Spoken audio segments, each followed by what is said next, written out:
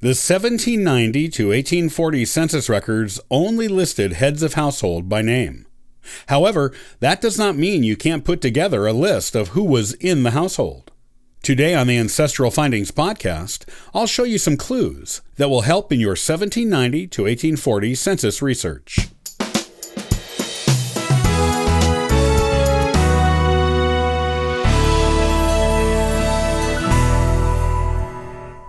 Many beginning genealogists skip these valuable record sources because they do not believe they will include anything useful for them.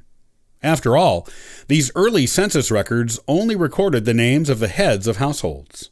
Everyone else in the household was nameless, though the 1810 to 1840 census records break down males and females in each household by age group and free or slave status. The 1840 census even lists how many people living in the household are Revolutionary War veterans. This might not seem like much to go on to discover the people who lived with your early ancestors and discover new ancestors in the process, but it can be done. You just have to know where to look for clues to the identities of those check marks under the gender and age categories on these old census records. Here's how to do it. Make a chart to get organized. You need to know who you're looking for. So, using your selected census, get out a piece of paper and list the people in the household by ages and genders, along with the name of the head of the household. It's better to do it in descending order by age group. Start with the head of household and his, or sometimes her, age group. Then list the age group of the oldest female. Then go with the age group of the oldest male, oldest female, next oldest male, next oldest female, and down the line to the youngest male and female. Looking at the age groups, figure out the range of years when each person would have had to have been born. List that date range by each person on your list. Start checking later censuses. Starting in 1850, individual members of each household were listed by name and age. Look at the 1850 census first, since it will be the closest to the census you used that did not include names. Children are more likely to still be in the household in this census. Look up the name of the head of household and try to find that person in the 1850 census. If you're using Ancestry.com, you can filter your search results by location and age. Start with the location your ancestor was in on the earlier census.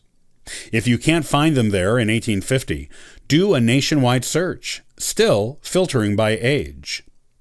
If you find your head of household, look at the other people living with them. Check their ages and genders and try to match them up with the males and females in the different age groups from the earlier census.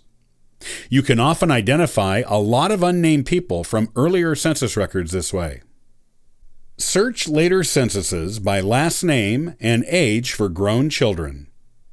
If some of the children from earlier censuses are not living in the head of household's home in 1850, it could be they either died or left home to find work or get married.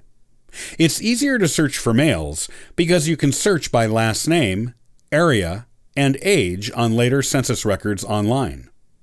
If you find someone who seems like they could be a match, check online family trees for them to see if anyone has placed them in your head of household's family. If you can't find them in another family tree, look at increasingly later census records to see if the head of household from the earlier census is living with them at some point. It was not unusual for men to take in their aging parents in earlier centuries. If you're looking for a female who was not named in an earlier census, or if you found her in the 1850 census and want to find her married name, do a search of the census records for 1860 and beyond, searching by first name only, plus age and location. You will probably get at least one hit that seems likely. Look at online family trees, online marriage and death records, and additional census records to find the names of the parents, or any parents living with her, to see if she matches up to your head of household's family.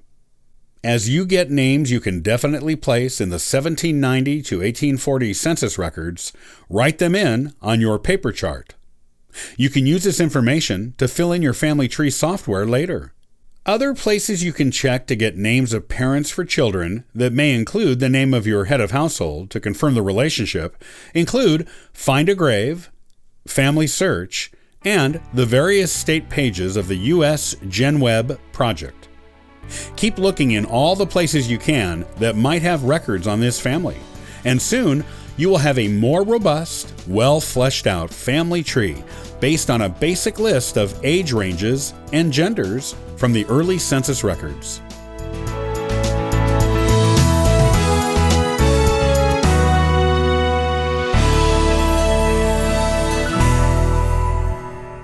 Do you have New England ancestry? If you do, you will want to look into joining the New England Historic and Genealogical Society. In the next episode of the Ancestral Findings podcast, I'll share with you some of the awesome things that they have to offer. Be sure to check out ancestralfindings.com. There you can also download older podcast messages to hear again at your convenience. That's ancestralfindings.com. See you the next time here on the Ancestral Findings podcast.